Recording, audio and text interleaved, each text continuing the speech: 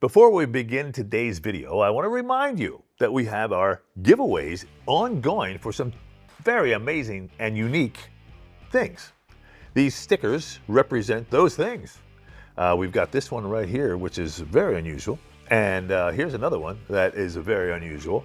And I'm telling you what, all you have to do is add one of these to your cart and you'll automatically be entered to win. Then we do the random drawing. Now there's some other details on the website, but the bottom line is you can be a winner of something really unique and really special just by adding one of these stickers to your cart. Now, let's get started with today's video. Hey there, it's Lenny McGill with the GlockStore Performance and Custom Shop here in the amazing Nashville studios today, and I've got something to show you for your Glock, and it's amazing. I mean, really, I've seen a lot of triggers in my time.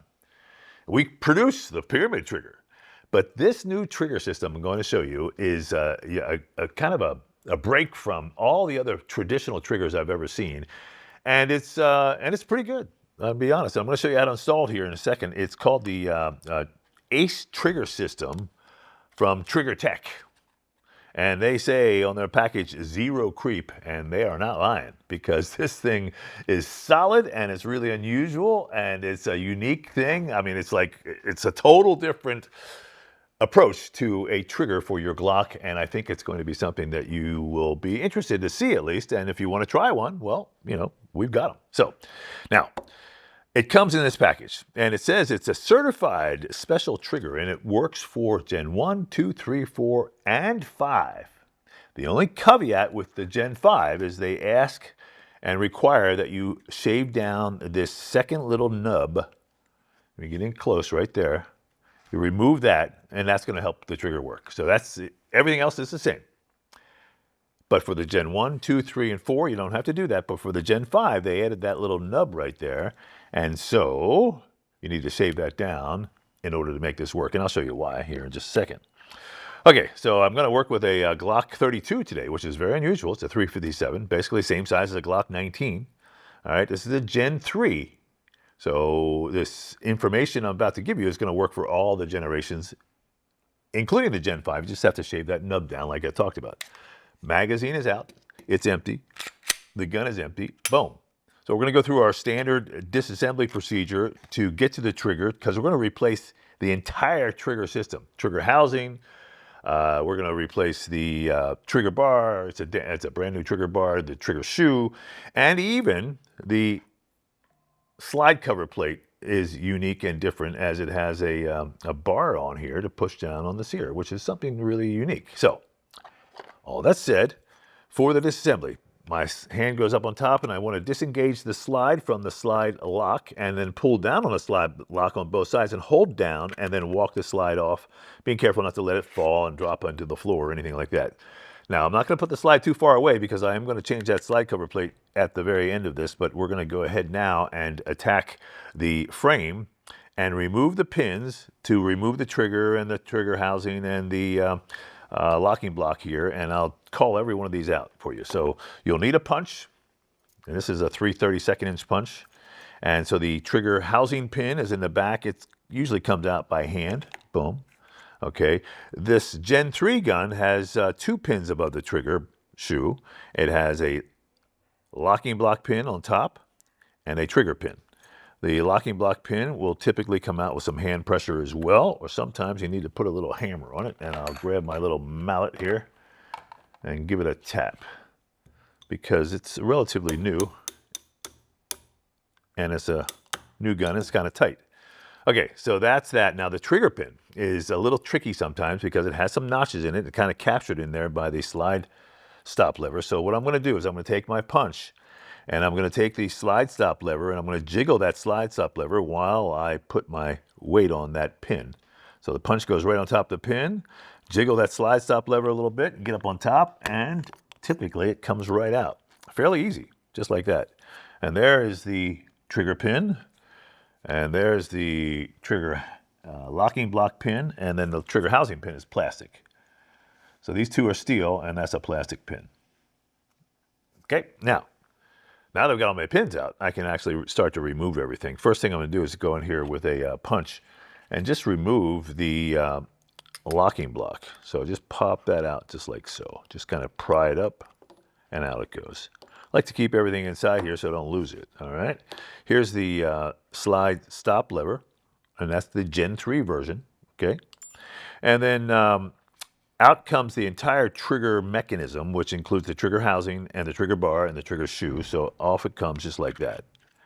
And that is the factory trigger assembly. That, of course, is the ejector. All right, it ejects the shells out once they shoot. So I'm going to replace this entire mechanism. And the installation is really easy. So it comes with, the Ace trigger system comes with an aluminum trigger housing, which is kind of interesting because it's got a lot of text on it and all kinds of things to talk about, but it does have an adjustment screw right here. It comes from the factory adjusted right at about 4 pounds. And so we're going to just keep it there. There is an adjustment tool in the package, and there are instructions on making that a little bit lighter or a little bit heavier. But from the factory, I understand it comes really kind of in the middle, so it's between 3.5 and 4 pounds, and that's what I've already tested, so we'll see and prove that a little bit later on. And this is the trigger bar, and of course the trigger shoe itself is really unusual in that it doesn't have a visible trigger safety or safe action trigger like the Glock does, but it does have the notches on the back of this kind of blocky looking trigger shoe. And if you examine this a little bit, you'll see that it rotates the entire shoe like that. I hope you can see that, right? Mm-hmm. All right, good. So what that does is that pushes these safe action style ledges out of the way of the frame. So it is a radical departure from the original Glock factory trigger. However, if you feel more comfortable, they do have a legacy version with the traditional trigger action safety concept. The installation of this and this newer certified special Ace trigger with that entire blocky shoe there is the same. Okay, so what we do here is you want to assemble this, and it's really interesting because there's no springs to attach this. It just kind of drops right in. So we take the trigger bar, which is very different in shape, basically the same shape along the body, but the bird's eye is totally different, and this hook back here is totally different, and it's going to drop in right here.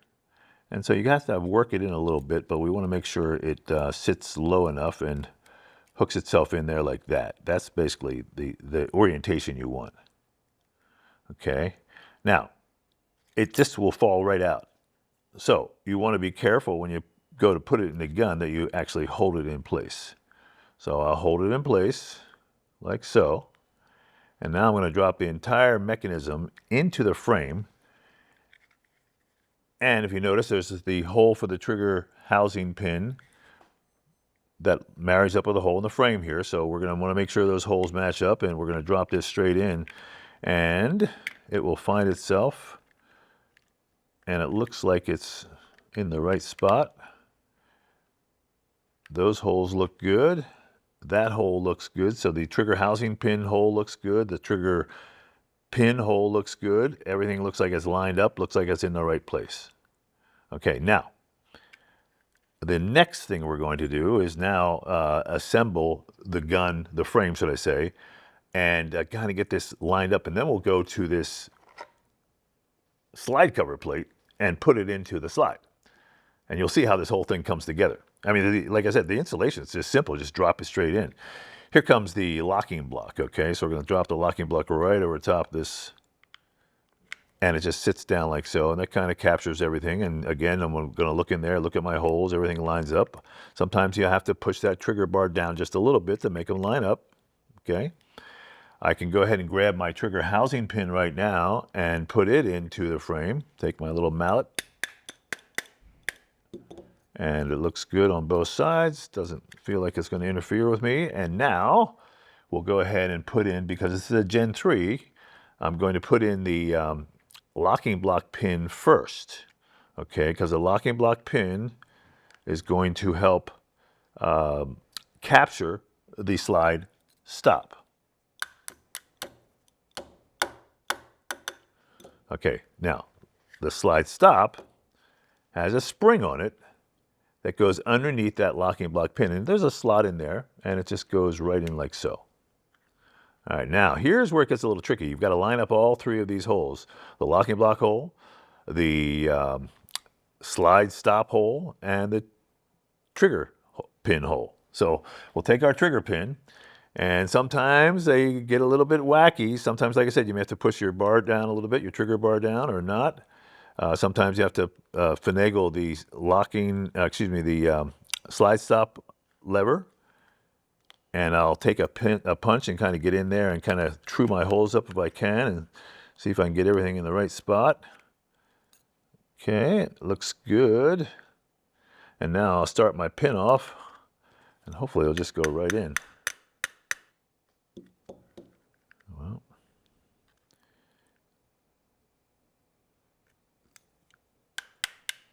there we go. All right, now, the trigger pin is very important that you seat it properly. And so it's basically flush with this right side of the frame and a little bit below the left side of the frame. So I'm going to take a punch and just push this in. And typically what we're going to hear is we're going to hear the spring engage, and it's going to, the slide stop levers, it's going to engage into the notches in the pin. And I didn't hear them, but I kind of felt it go. So there you are. And now I want to make sure I have the proper spring action on that slide stop lever. And I do. So that looks good. So that's it. I mean, that's basically the installation of this trigger into the frame. And it looks good. You can see that, you know, everything looks like it's going to be in the right place. Looks like it's, you know, it's functioning. Okay. So now let's go ahead and talk a little bit about this slide cover plate with this bar, okay, which is really unusual. All right, the bar is going to interact with this entire piece, like so. All right, so you're going to see that that's, I guess, important for this thing to function and give you what you need to do and get you the trigger that you're looking for out of this ACE trigger system. So to remove the slide cover plate, we want to go underneath here and lift up on the striker and press down on the spacer sleeve. So it is spring loaded. That spacer sleeve is springing up and capturing the slide cover plate into or onto the slide here. So I'll have to remove that spring pressure and then thumb this off, and making sure I keep my thumb on there so nothing flies away. And voila, there you go. That's the factory slide cover plate. Boom. And this is the replacement. And so we're just going to now install this. That's all we have to do. And to do so, you basically get it lined up like so. Get it in the little grooves there, a little channel there. And take a punch and push down on that spacer sleeve, which is spring-loaded. Okay, so I'll push down on it. And then capture it halfway like so. And then take a smaller punch, and I'm going to push down. And this is the extractor, depressor, plunger assembly, and that is the detent on top. So then I'm going to push down on the detent and push up on the slide cover plate, and it'll snap in place, just like so. All right. So if you look at that, you'll see what that looks like inside there and how that's going to affect the trigger. Now, what's really interesting is that's it. So we're going to go ahead now and just put the slide on as normal and rack it. Oh, wow. So let me just show you this trigger. It's here and boom. Here's the reset. My finger's out of the way. And it's right there. I kind of heard it click in place. There it is again. So it's got a very short travel. I mean, just amazingly short. It is very light as I sit here. So it's totally different than the Glock factory trigger. It's more comfortable on your finger, certainly, than the plastic with this sharp, safe action trigger concept, which anybody who shoots a Glock a lot knows that is very painful. But this trigger feels really good. Boom. and it feels good and it sounds good. So the sound is good. Now, one way to test that the striker is actually engaging is to take a standard little ballpoint pen, okay, drop it into the slide like so, into the bore like so. Of course, you know, the gun's unloaded, right? We all know that. And now we want to see that the actual striker is engaging. Ready? Up and down it goes.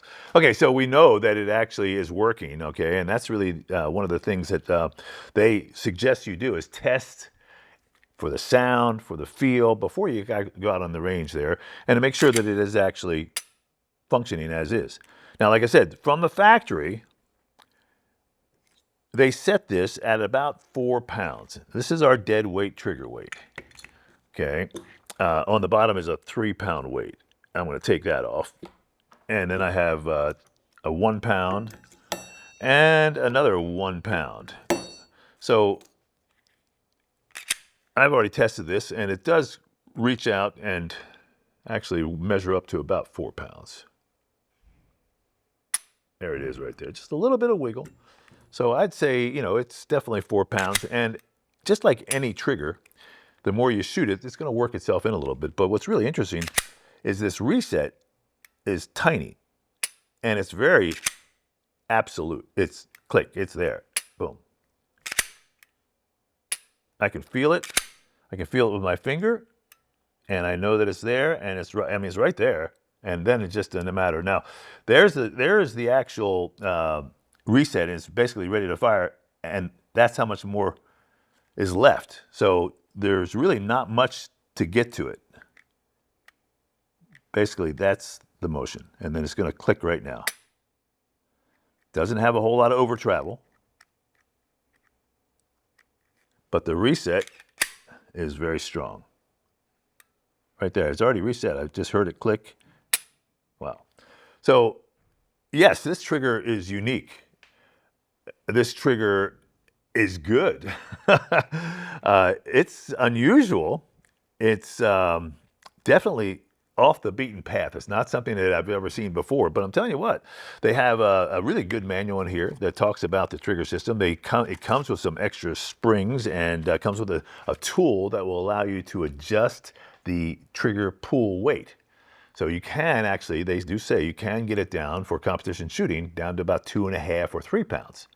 And looks like it's fairly simple to do, and the instructions are fairly straightforward. So if you're looking to step off the beaten path with a trigger for your Glock, this ACE trigger system is something that I am really impressed with. And I think you will be too. I'm Lenny McGill. This, of course, is the GlockStore Performance and Custom Shop here in Nashville, Tennessee. We've got everything for your Glock to make it shoot better, look better, and make you a faster, more accurate, more competent, and a safer shooter. Thanks for watching. We'll see you next time.